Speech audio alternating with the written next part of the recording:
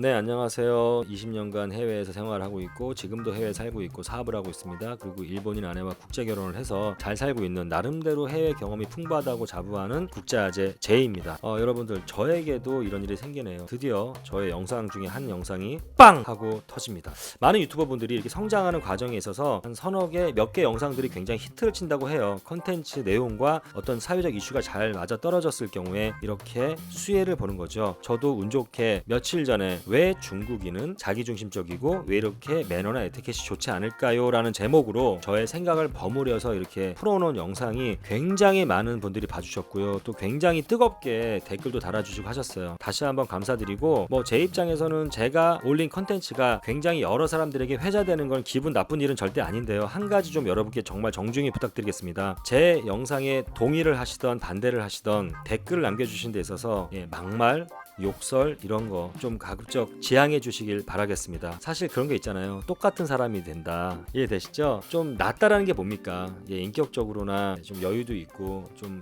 더 돌아볼 수 있고 그게 좀 더 나은 사람 아닌가요? 똑같은 사람이 되지 않았으면 좋겠습니다. 아무튼 그 영상을 보시고 좀 어떤 분들은 오해를 하실 것 같아요. 내가 중국을 되게 비하하고 되게 싫어할 것 같다. 저 그렇지 않습니다. 저는 중국에서 15년간 사업가 생활을 했고요. 그리고 저의 골든타임 정말 팔팔할 때 가가지고 40대 중년 초반까지 저의 시간을 거기서 보냈기 때문에 저는 중국에 대한 애증이 있는 사람입니다.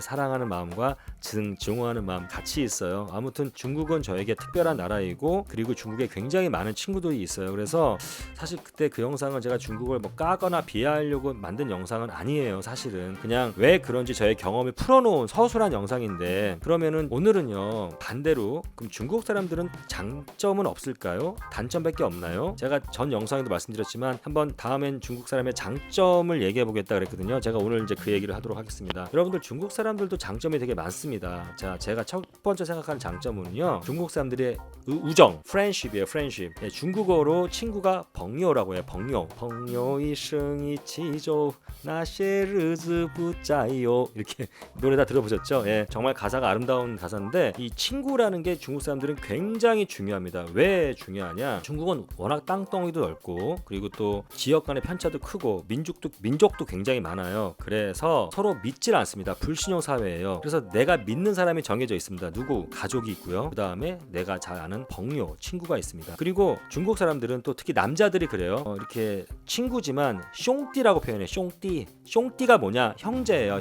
형제. 그래서 정말 저랑 친한 친구들이 저한테 제이 이렇게 부르지 않고 어이 숑띠 이렇게 부른단 말이에요. 그래서 이제 숑띠 정도가 되면 정말 서로 믿는 사이거든요. 그렇게 되면은 정말 서로 끌어주고 당겨주고 정말로 그 의리, 우정 이런 게 솔직히 진정한 친구가 되면 한국도 물론 어느 나라나 전 세계적으로 다 그렇지만 이 중국 사람의 그 친구에 대한 어떤 숑띠에 대한 그거는 굉장히 강한 것 같아요. 정말 많은 도움을 주고 굉장히, 그러니까 중국말 중에서 이런 게 또 있어요. 쇠비엔, 쇠이 이런 말이 있는데 그게 뭐냐면 마음껏 하다, 편하게 하다 이런 뜻이에요. 좋은 의미도 있고 안 좋은 의미도 있습니다. 근데 이 친구 간에 쇠비엔, 쇠이 이런 말은 뭐냐면 야, 그냥 너랑 나랑 정말 친구니까 격식 갖추지 말자. 이런 뜻이에요. 제가 여러분들 이 얘기를 할게요. 그 감동적인 얘기가 하나 있습니다. 제 얘기는 아니고 제가 상해에서 아는 선배 형의 지인의 얘기인데, 이분이 이제 우리가 2008년도 북경 올림픽이 끝나고 나서 미국에서 리만 브라더스 사태가 터지죠. 금융 위기가 옵니다. 그러면서 전 세계 경제가 휘청휘청합니다. 중국도 예외는 아니었습니다. 특히나 외자 기업들이 엄청 고생했고요.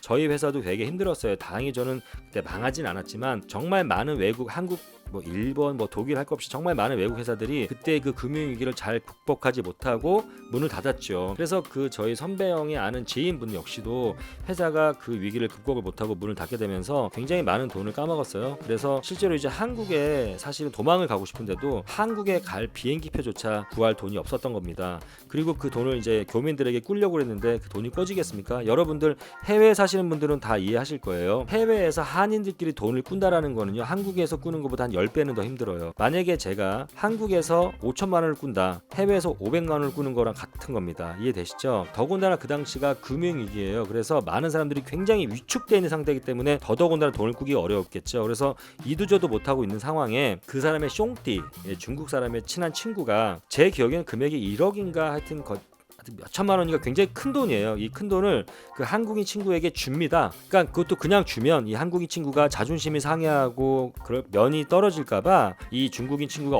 어디까지 배려를 하냐면 꿔주는 것처럼 뭐 이자도 없고 날짜도 없어요. 형편되면 갚으라는 거예요. 그럼 주는 거랑 마찬가지 아니겠습니까? 그래서 엄청 큰 돈을 줘요. 그래서 비행기표 사고 한국 가서 가족들 이렇게 거처라도 마련하라고. 그런데 이 친구가요, 한국 사람이 그 돈을 가지고 한국으로 오는 게 아니라 북경으로 상해에서 북경으로 넘어갑니다. 그 당시에 막 중국에서 이제 IT 비즈니스가 막 이렇게 그러니까 막 도태가 아니라 IT 비즈니스가 막 이렇게 성장할 때였어요. 막 이제 태동될 때, 도태는 거꾸로 이제 지는 거니까 태동될 때였는데 옛날에 대한민국도 한참 막 테헤란로 거기 그 테헤란로에 그 여러 투자사들이 창투사 이런 데들이 뭐 한국의 IT 기업들은 묻지마 투자하고 막 이랬던 그런 이제 시대가 있었거든요.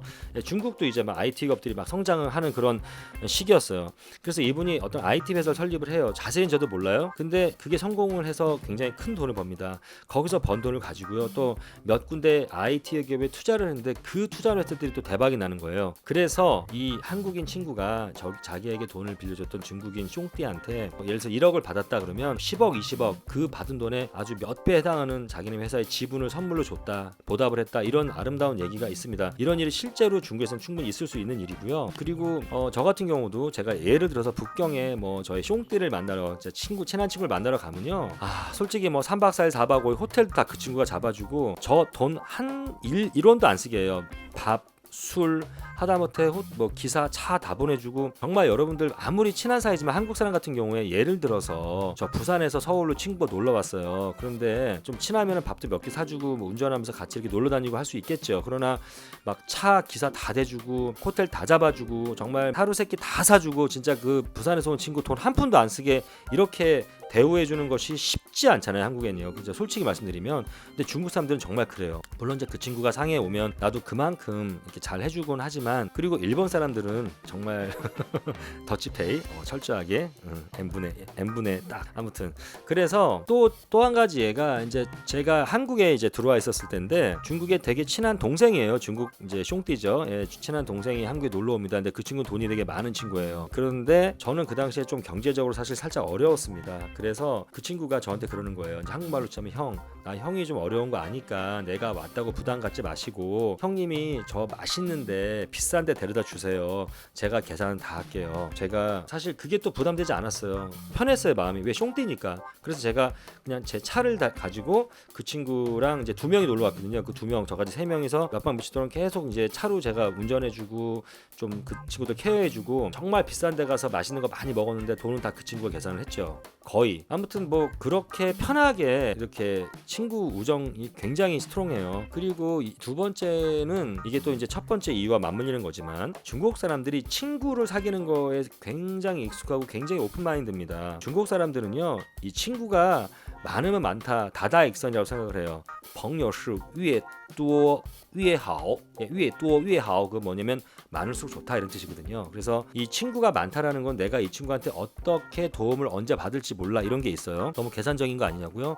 왜요? 친구들끼리 서로 도와주지 누가 서로 도와줍니까? 예, why not? 그래서 항상 그런 생각이 있어요. 뭐 한국에 이런 친구가 있으면 내가 언제 한국에 대한 도움을 받을 수도 있어. 뭐 미국에 이런 친구가 있으면 언제든지. 그래서 이 중국 친구들은 친구 사귀는 게 굉장히 빠르고 공격적이고 굉장히 오픈마인드예요. 그리고 되게 살가워요, 조금만 친해지면. 근데 이제 제가 약간 일본 얘기를 할게요. 얘기가 세지만 일본 사람들은 친구가 필요 없습니다. 왜냐면 일본 사람들은요, 너무나 상대방을 배려를 해요. 너무나 지나치리만큼. 그러니까 그리고 자기의 어떤 약점이나 이런 걸 되게 보여주고 싶지 않아요. 그래서 이제 일본 사람들도 물론 학교 다닐 때, 그러니까 어떤 뭐 이해관계가 없을 때 그런 불알 친구들은 있지만, 대부분 이제 대학을 졸업하고 뭐 고등학교 졸업하고 사회생활 하잖아요. 사회생활하면서 이렇게 정말 친한 친구, 그 숑띠를 만드는 건 거의 힘듭니다.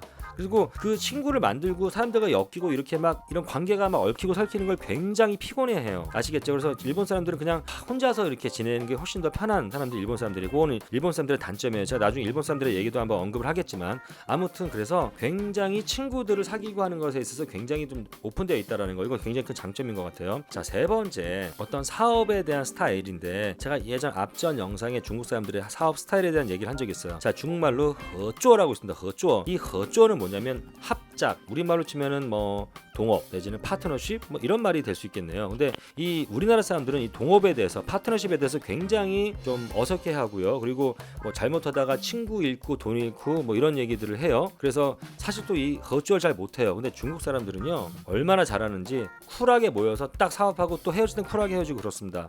자, 한국 사람은 내 손에 1억이 있어. 그럼 1억짜리 사업을 해 혼자서. 그러나 중국 사람들은 1억 가진 사람 10명을 모아서 10억짜리 사업을 합니다. 자, 1억과 10억은요 10배의 차이가 아니에요. 사업하시는 분들 다 아실 거예요. 그 파워는 1억 원의 캐시와 10억 원의 캐시의 파워는 50배의 차이예요. 아시죠? 자, 그렇기 때문에 특히 이제 해외에서 우리 한인들이 점점점 이제 중국 자본에 밀리는 이유가 개개인이 중국 사람들보다 돈이 없다기보다는 중국 애들은 떼거지를 뭉쳐서 이렇게 확 사업을 한단 말이에요. 그래서 정말 그 좀 대자본을 가지고 편안하게 사업을 질릴 수 있는, 그래서 굉장히 잘 뭉쳐요. 사업을 할 때는요. 그것도 저희들이 좀 배워야 될 부분이 아닌가 하는 생각이 들고요. 이건 제가 지금 마지막인데 마지막으로 말하기가 좀 조심스러운 부분입니다. 솔직히 말씀드리면 그 중국 사람들이 한국 사람들에 대한 어떠한 인상이 있어요. 뭐냐면 한국 사람들은 굉장히 단지라고 해요. 단지에 단결 되게 잘한다. 왜냐면 우리 IMF 때 막 금 팔고 했던 게 중국 사람들은 굉장히 인상이 깊었어요. 중국에서는 나라가 망해가는데 뭐 자기 금 들고 나와서 이런 거 생각도 못한다 이거예요. 그냥 다 각자 먹고 살기 바쁜데, 근데 우리는 IMF 때 금 모으기 운동했잖아요. 그리고 우리는 또 대통령이라 할지라도 그 대통령이 잘못했으면 다 같이 단결해서 해서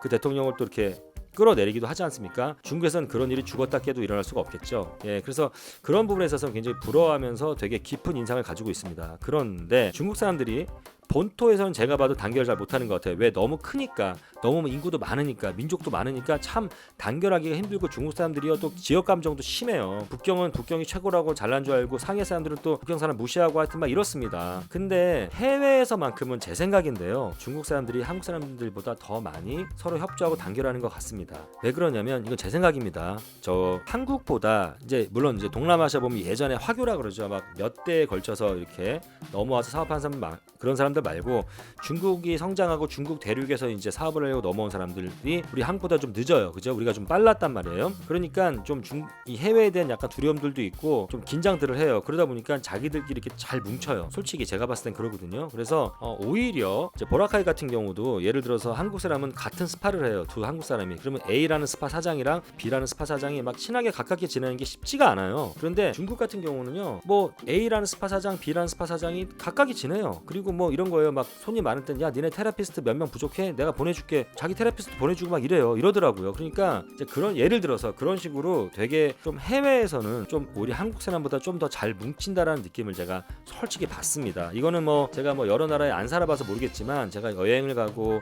저 여행 가면 또 막 거기 이제 그 지역에 사는 중국 사람들 꼭 만나거든요. 그럼 제가 받는 느낌은 그렇습니다.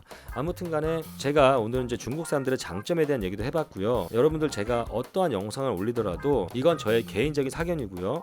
또 제 말이 100% 맞다라는 얘기도 아닙니다. 그리고 제가 뭐 일본 사람은 어떤 것 같습니다. 중국 사람은 어떻습니다. 한국 사람은 어떻습니다. 필리핀어는 어떻습니다라고 얘기한 게 다 그렇다고 몽땅 싸그리 잡아서 얘기하는 것도 아닙니다. 제 느낌에 대체적으로 이렇습니다라는 얘기를 드리는 겁니다. 그러니까 여러분들 오해 없으시길 바라고요. 제 토크를 여러분들이 그냥 좀 재미있게 봐주셨으면 좋겠습니다. 자, 제 영상, 제 말이 여러분들께 공감이 갔다면 좋아요와 구독 눌러주시고요. 혹시 저와 생각이 다르시다면 좋아요 눌러주십시오. 그리고 댓글도 정중하게 달아주신다면 저도 정중하게 댓글로다가 화답을 하도록 하겠습니다. 감사합니다. 국제야제 제이였습니다.